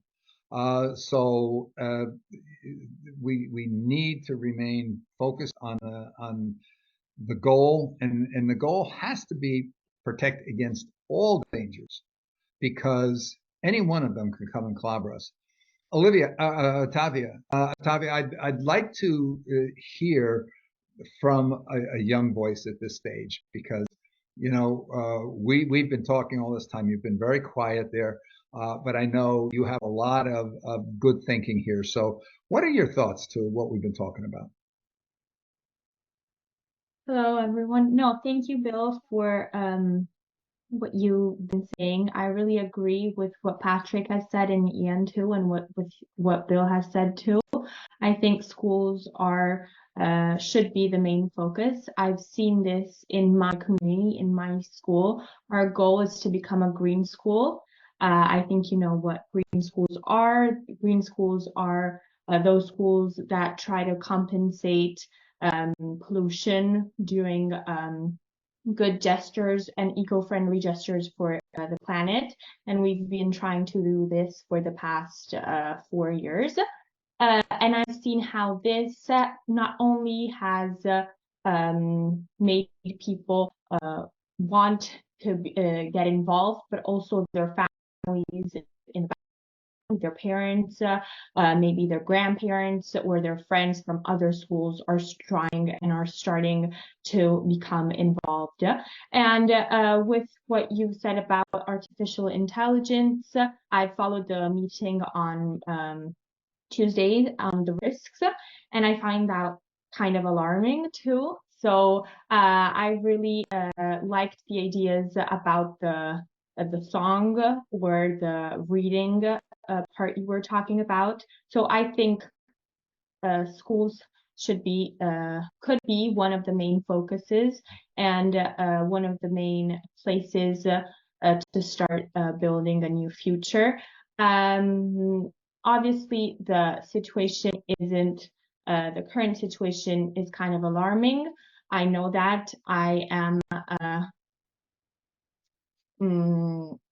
but I do think we could still build something positive. We still could build something to help people that are less fortunate and that are less with what Barbara had said about the pregnancy strike or not having kids.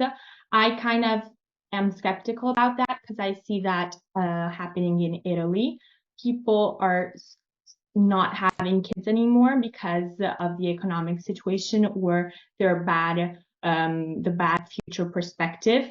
But this isn't helping our economy at all, because without young people, we in Italy and as the majority of European countries, our retirements are actually funded from young people. Like the older people retire and we pay them through our contribution, our work.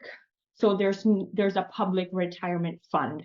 And without young people, without young workers, this fund is actually collapsing, making our taxes higher and making our society, like our economy, actually collapse. So I'm kind of skeptical about that because I see that every day. And Italy at least has been talking about this for the last years. Immigration as a Southern European country is helping, but is not is not a solution to the problem, because I know lots of people have lots of kids and that this is a problem, but not having kids is a problem too. So yeah, that's all my thoughts. Yeah, Otavia, just on that last thought here, one of the things that we tried to mention on Tuesday, the China, if any country is having a problem here of lack of kids, it's China right now, to pay for the social contract of the youth taking care of the elderly through their incomes. And that actually is not going to work, because if the jobs disappear, those young people are not going to be able to contribute to Social Security funds, and they actually will become an additional drain. And we can see that poverty in the world, where you have large family sizes, almost guarantees poverty.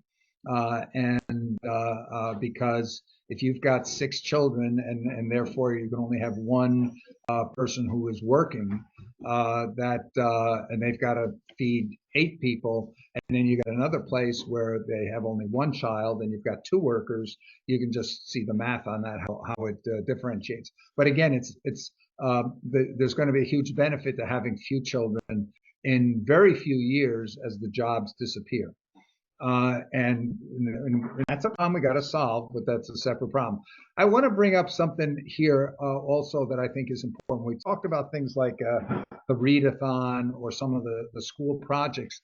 Imagine for a moment that we did get somebody like the Secretary General calling for an initiative and getting the Rotary Club saying we're supporting this, and getting the country ministers of education saying that all schools should participate. Now imagine the pressure on the school if we come up and say, okay, here's the list of the schools that are all agreed to participate, and here's the list of schools that have not yet agreed to participate on improving the reading of their children. Imagine the pressure on a school to participate, because you do not want to be that one out there that's the last one, the last holdout. No, we're not going to do anything to improve the reading of our kids. Or imagine here if we start going and saying, hey, here's the list of all the ministries of education around the world that have joined and are behind this initiative. And UNESCO, by the way, has 150 ministries of education that are supporting the Transforming Education Initiative. But imagine the pressure.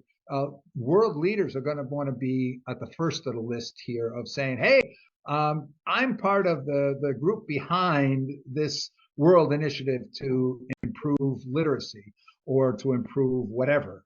They're not going to, as the pressure is going to mount as they become the few who have not yet pledged to join to make significant differences. And I've got no problems whatsoever putting the screws to people who are not willing to get on board on things that are needed. I'm a past military officer. I think like a military person. And maybe that's one of the reasons why some of my goal-oriented is a little different than other people. Again, if you're a soldier out there and your mission is to get to some place to protect a bridge, you don't stop to help the civilians along the way that are suffering, because you got to do your mission first. So at any rate here, I think if we start thinking like that, we have to think strategically. How do we bring this about? How do we make it happen across the world? Because it's very easy to get small groups to get engaged in things. And our goal has to be to achieve the global results that are needed. Okay, anybody else? Syed or Ijaz or Andrew, we haven't heard from you yet. Well, I'm a proponent, Bill, of having a wider audience to engage in the conversation, in the discussion.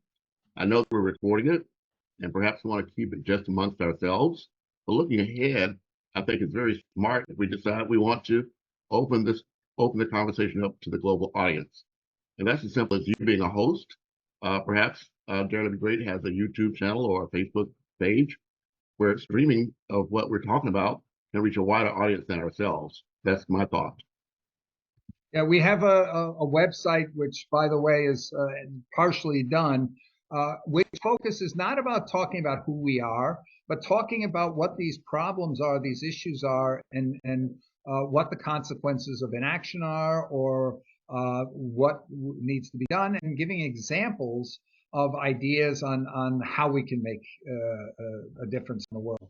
So if you have the opportunity, Andrew, to join with that, maybe joining with Jerica and some others here on as we talk about the communication strategy, because it's, we're sort of taking a position. It's easier to sell an initiative, a project, than it is to sell membership in an organization. So I'm not so concerned about the membership as much as I am about the achieving the goals of the club.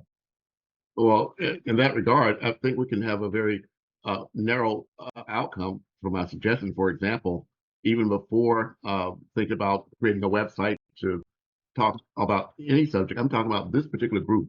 This particular group right now, you can create a narrow focus, even if it's a Facebook page, for example, where you stream specifically to that one particular page for this particular topic, and then attract people to that, that place to have a beginning where you can then blossom, because at the end of the day, it's going to be eyeballs that make the difference.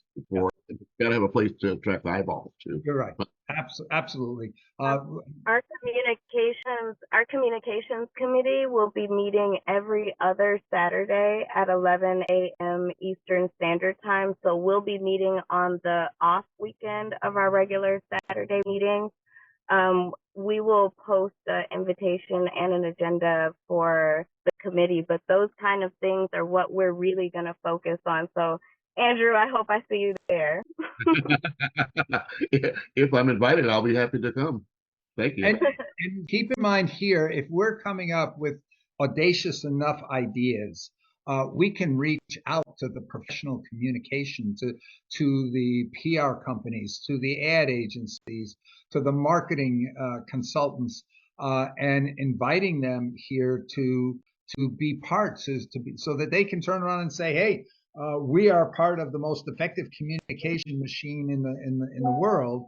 A lot of the professionals would love to be able to say, I'm part of that. Yes, Andrew.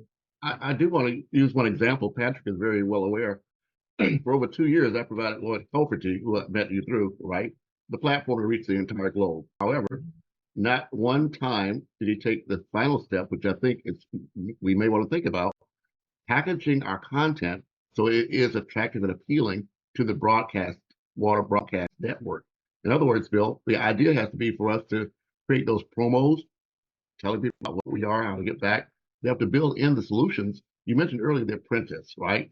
It's a perfect example of what I believe. You have the raw content here, but we need to have the communications team to help make sure that we maybe structure what we're doing in segments, 6 minutes, 12 minutes, 24, 7, 48, and then include in that additional time for promos, just like, for example, Democracy Now! Or PBS NewsHour, But if we're going to enter a global marketplace and not just social media, then, Bill, it's our responsibility to prepare ourselves to be embraced in that. Is my thought. Actually, here, one of the things that I need to share, because some of you were not members back then, were not involved. We used to have a lot of videos being created by young people promoting the various initiatives and the goals and explaining things like that. I'm going to post a link to a channel that has a lot of those videos, and we want to get back to that because that is a great way to communicate. We have, in some cases, we've got more than 20 young people from all different parts of the world creating a communication, for example, to go to leaders such as the Secretary General, because this is a way. And with the new tools right now, I've been a little hesitant to do it, but we do have a example that some young people created a couple of years ago where they did a mock news report of the Secretary General giving a speech. And with a young lady from Lebanon interpreting what he was saying along the way, because he wasn't actually speaking and we didn't have the voice cloning at that time. But to demonstrate to the Secretary General what he could do. Because right now he's on a path to becoming a Secretary General that's just going to be mentioned in the history books as having been a Secretary General and maybe being mentioned at a time when a lot of crises were happening, but that did not accomplish anything. And so the opportunity to be able to show leaders like that a path where they can go down in the history books and saying, hey, we cut world illiteracy to the lowest level ever during my time. We mobilized hundreds of millions of global citizen soldiers, or whatever you want to call them, global citizen campaigners, because that was his goal for the 75th anniversary. He wanted to mobilize the greatest number of people to have the greatest conversation in the history of the world. Didn't happen because of COVID, but and that was the year we were going to do our readathon, which didn't happen for the same reason. So yeah, we need to bring all the ideas and get all the people. We need to create a committee of news anchors and people from around the world who are respected news reporters to become an advisory panel to our communications committee, so that they become allies. Right now, almost every major news network in the United States has an education group within there that report on interesting things related to education. So we need to get them here to be part of the advisory committee to what we're doing in general, because communication will play such a key role. And also then, because we want, if the Secretary General will make the announcement, or the head of UNESCO or whatever, or the president of Rotary, we need the media to be an active party to going and getting that word out into every corner of the world. My final thought, if I may, is that you're talking about, again, in my opinion, a necessity for us to have global outreach from the top down. However, if we were to mobilize all 46,000 members of Rotary as citizen journalists that adhere to a code of ethics that's relatively available, you'll find that, for example, just yesterday there was a report, Bill, that here in the United States over the last 20 years, we've lost 25% of our local news coverage, right? And on a global scale, unfortunately, in Gaza, for example, we've lost more journalists in that war than we have almost any other time. But that can't stop us from taking responsibility for individuals to be the citizen journalists. I'm here in Los Angeles, where unfortunately the videotaping of Rodney King had an impact that was later duplicated and magnified by the unfortunate killing of George Floyd. But these are things captured by our citizen journalists. And technically, if we could convert all of our eyeballs into producers of content using existing technology, I think we're going to have to connect the top 1% with the bottom 99%. I'll put it there. Yeah, we have a thing called Interact, which is the high school level of Rotary. I think we have somewheres around 300 to 350,000 young high school age people around the world in that program. We do a competition, Rotary does a competition right now to have these kids create videos about what is being done in their community now. The problem is, I think less than 300 clubs participated out of more than 10,000. So the issue here is to make these exciting. And that is something here that we have the capability to do. We have a project we're looking at right now, for example, because there's a saying in Rotary. Rotary is an organization aimed at creating extraordinary opportunities for people to do more with their lives they never dreamed possible. We've got a modified version here in our club that our goal is to create extraordinary opportunities, especially for young people, to do more with their lives than they or their parents or teachers ever dreamed possible. And by creating for them the opportunity to create videos that will go to significant people. I once did a project. I mobilized and got over 100,000 young students around the United States to all drop a letter in the mail, a snail mail letter in the mail on the same day, going to the Chancellor of Germany. And that made the news all over Germany because it totally jammed up the Chancellor's office mailroom with over 105,000 letters arriving on a single day. So there's huge opportunities. Our first pilot that we did of the Dare to Be Great challenge, to come up with the most audacious solution idea to a major world problem, so impressed that the World Summit of Nobel Peace Prize, the recipients, invited those kids to go to Mexico from New Jersey to host a workshop at the World Summit with 35 Nobel Peace Prize winners in attendance. So we can create these opportunities for young people to do what they never imagined they would get an opportunity to do. And this is also a great opportunity. So that's just like when we say, oh yeah, we can do it for music. We can do it. We have an idea how we can use artificial intelligence to be able to empower 10-year-olds to write textbooks for postgraduate courses in universities, and do it in a matter of weeks. And what do you think that does for the psyche of a 10-year-old who's got a published book about advanced physics for a master's degree program? But it's just showing, hey, this is what's possible for you. And by showing some people what's possible for them, is getting a lot of other people to come in and redefining the definition of the word impossible. So we got to go on all these things, and I'm hoping Ottavia is going to be a leader in going and bringing about young people and saying we can do it, we can do anything, okay, and we just got to try. So I'm going to be very surprised when I see the first time when Ottavia is able to announce that she just completed a project that raised $10 million.